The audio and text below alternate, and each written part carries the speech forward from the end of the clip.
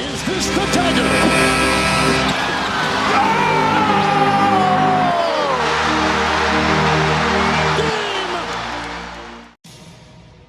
G'day guys, JB here, and this is the start of what should be a very, very interesting NBA Finals series. Game 1 of the 2026 NBA Finals is in the books between the New York Knicks and the San Antonio Spurs. A replay of the 99 Finals, perhaps? Well, the Knicks certainly looking to change the narrative there. A big, big battle ensued down in San Antonio, with both sides throwing, well, haymakers at one another throughout the entire contest, and it was the Knicks that were able to come over the top.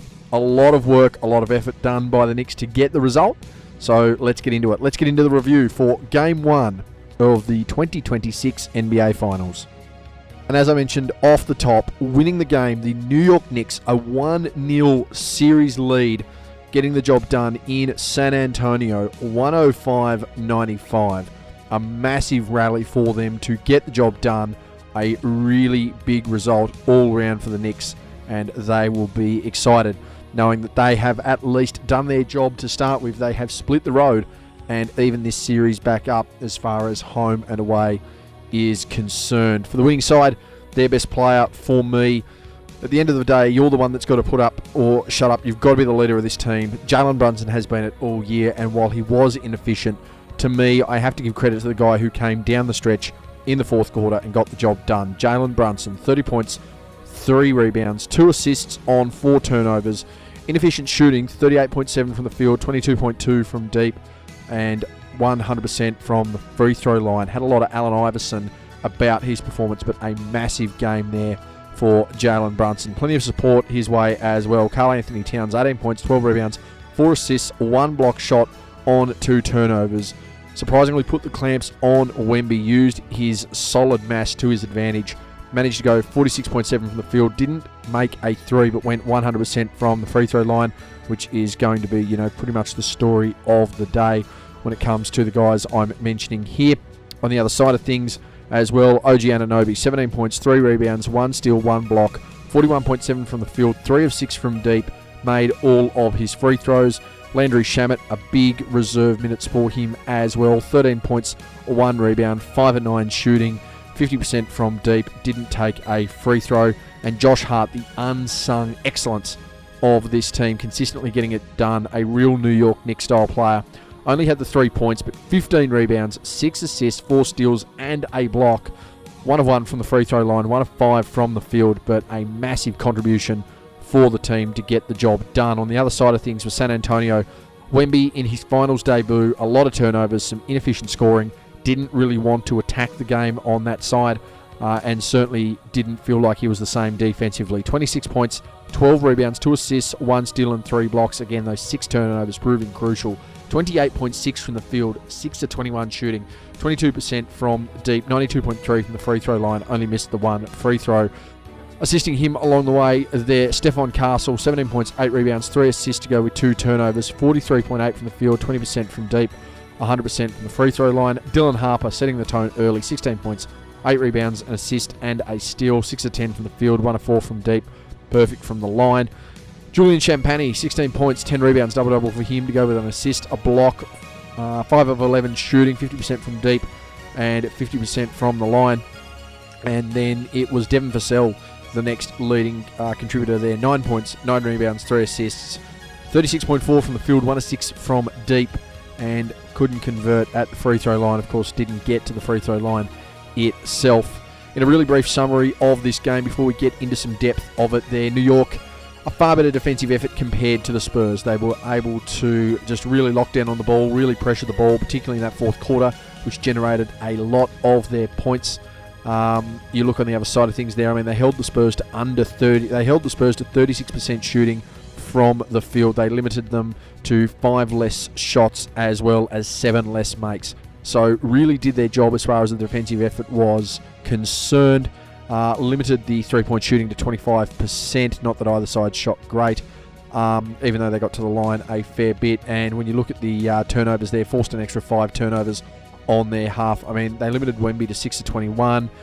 There was only one player for the Spurs that shot over 50%, and that was Dylan Harper. So a massive effort there defensively. Now, of course, people are going to point to the fact that, well, Jalen Brunson, 38.7% from the field, but it was the dominance of the fourth quarter. They weren't able to lock in defensively compared to where the Knicks were able to do it there. Mikal Bridges, 50% shooting. Landry Shamet, 50% shooting. And just some other contributors across the board there that were able to shoot at that 50% clip, really lift the percentages and really convert. The fight in this New York team in all quarters proved crucial. They got down by a margin there in the first. They were able to fight back. Got down by a margin in the second, were able to fight back. Got down by a little bit in the third and were able to really overcome it. And then in the fourth, ran right over the top. This team is full of heart. We've seen this throughout the year. There have been questions throughout the year, and I'm going to put my hand up and say I absolutely have had questions about this New York team and exactly what they're going to be able to do when it matters the most, because there has been a history of New York just beating itself and primarily doing a lot of that there when Jalen Brunson hasn't been on. But by sheer force, Brunson was able to put himself into a position to score the basketball, other guys around him able to contribute and understand the importance of what they're doing, able to get the job done. And ultimately, they did need to get a game. If it was 2-0 going back to New York, it was a completely different series. But right now, New York, with the momentum, locking in defensively, they are a real chance. At worst, they're going to split this series, but they are split this homestand here for the Spurs. But they're a real chance to go 2-0 here. And heading back to New York with the form that they're in, I would not want to be the San Antonio Spurs. That's the kind of effort that's going forward right now. 4 games in 23 days for New York is, quite remarkable heading into this. But they were able to really work their way in and really feel this out. Both sides threw their heaviest punches that they could in this one. There is some argument there to say, okay, these guys are inexperienced with deep playoff run basketball and finals basketball. That could be a real contributing factor to the inefficiencies that we saw. On the other side of that, the youth there of San Antonio, is that a crucial factor in some of the inefficiencies for New York? Is it overcoming those previously perceived issues that they've had? I don't really know, but this was a real heavyweight title fight as far as this game was concerned. We'll go all the way back to the first term, and the Spurs were able to jump out really nicely. Their margin at one point out by 10. They won the quarter, leading by 8, 27-19. Looking across the board there, the only double-digit scorer in the game at that point was Dylan Harper. He had 10 points on a perfect shooting run. Really set the tone exactly for what the Spurs wanted in this game. On the other side of things, a real mix of scoring across the board, but a lot of anti-shooting. Neither side shooting 40% from the field.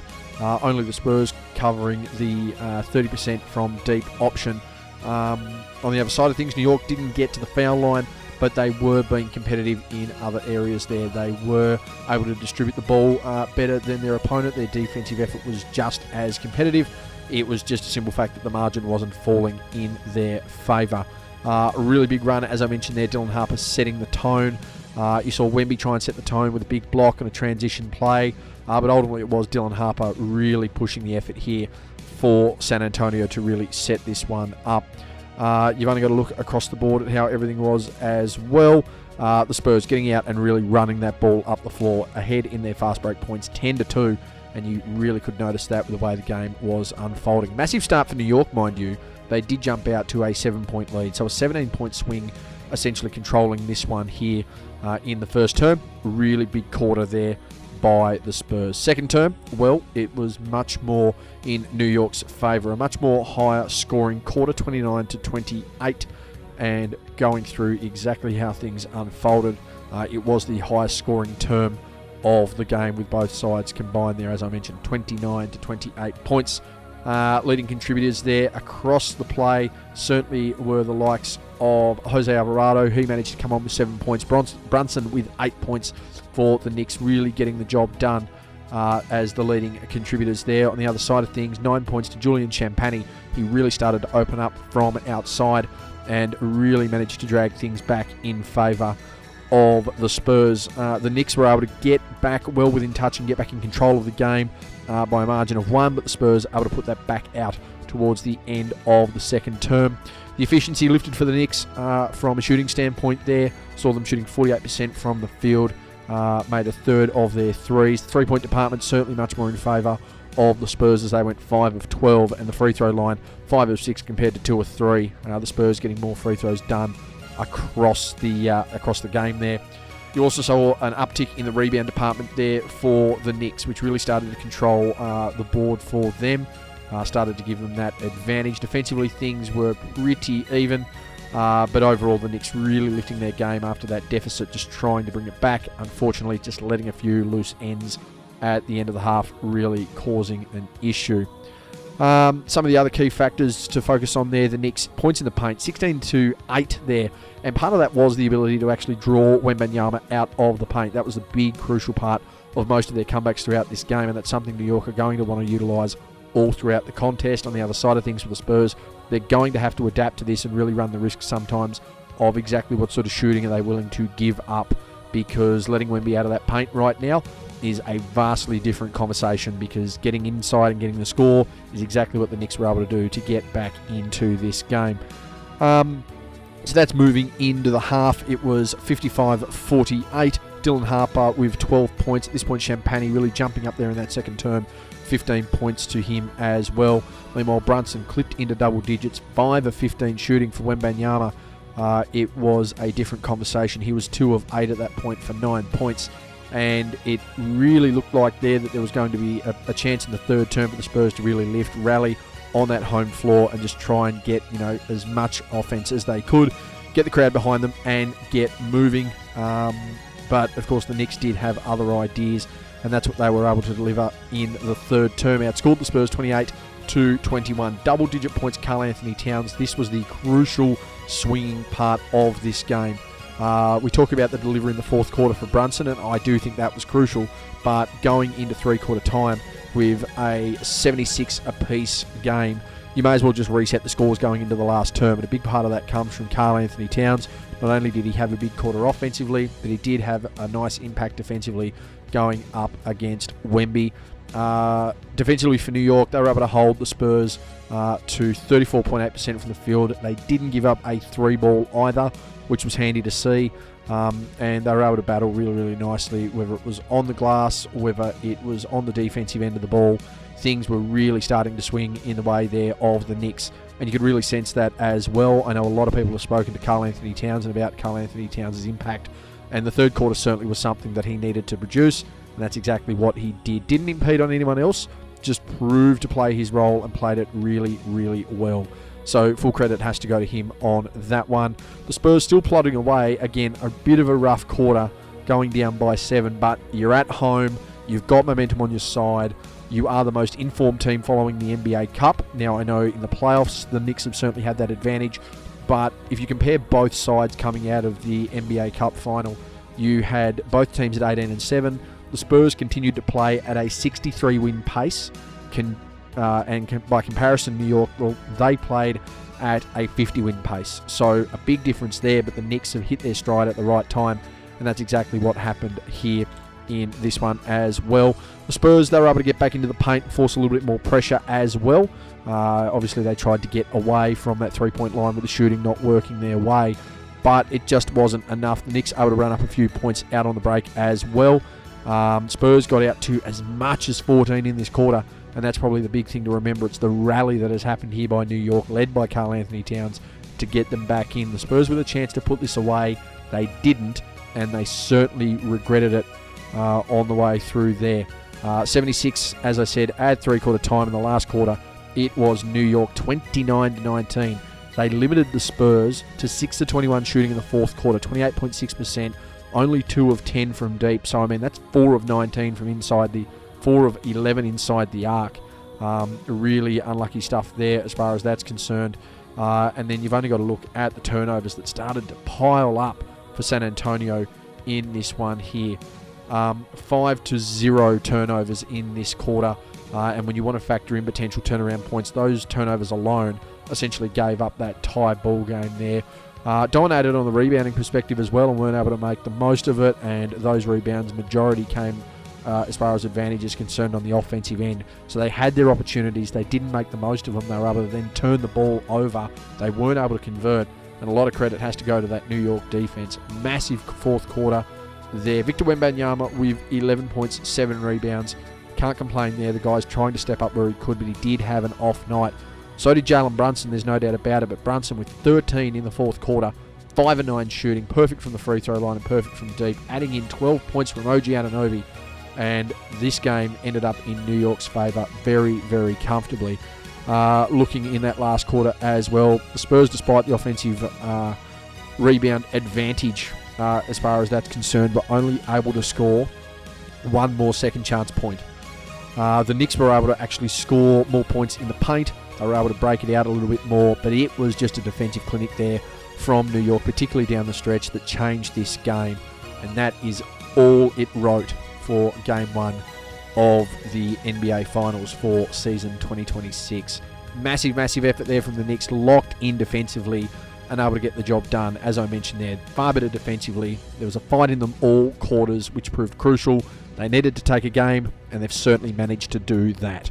We'll see exactly what happens in Game 2. You would be silly to suggest that neither side would adjust. There's clearly some nervous energy from a lot of guys on both sides. There's clearly some ability from some underrated and underappreciated players on both sides. But it's going to be pretty clear here right now. If New York are going to win this, Jalen Brunson needs to stay at the front. Karl-Anthony Towns needs to continue chipping in at all points and controlling Victor Wembanyama on the other side of things. You are going to need to see more consistency out of De'Aaron Fox, because Stephon Castle did his bit. Julian Champagny did his bit. Victor Wembanyama, underwhelming, but still did his bit. And Dylan Harper certainly doing his bit. Now, Keldon Johnson is another guy that flies under the radar here. Only managed 8 minutes as the sixth man of the year. Again, it's why I did ask the question as to why he was even in contention for the Spurs, let alone Dylan Harper not be the nomination there. But you've only got to look as well when you're getting some limited minutes out of Carter Bryant. I just think Mitch Johnson needs to look at going back to that rotation that has worked. They are young, they are likely tired, but they are only going to be able to season themselves if they continue to play at this level. For the Knicks, well, everything just seems to be falling perfectly for them. The only guy that you would think that comes back into this rotation is Mohamed Diawara. Other than that, you're going to see some consistent minutes out of the likes of a Shamet, out of a McBride, out of an Alvarado. I would think that when you need maybe an extra pinch hit of scoring, you're going to see Clarkson. But right now, that starting lineup, they are going to put up some big minutes. They know what big minutes can do, so I don't think that Coach Brown, Mike Brown, is going to be worried if he has to go deep into the minutes for his starters, because he knows they can do it, but you don't want to burn them out against a young, energetic team.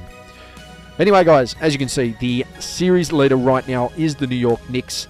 Picking a finals MVP, well, you would have to throw a blanket probably over Karl-Anthony Towns and Jalen Brunson for the winning team.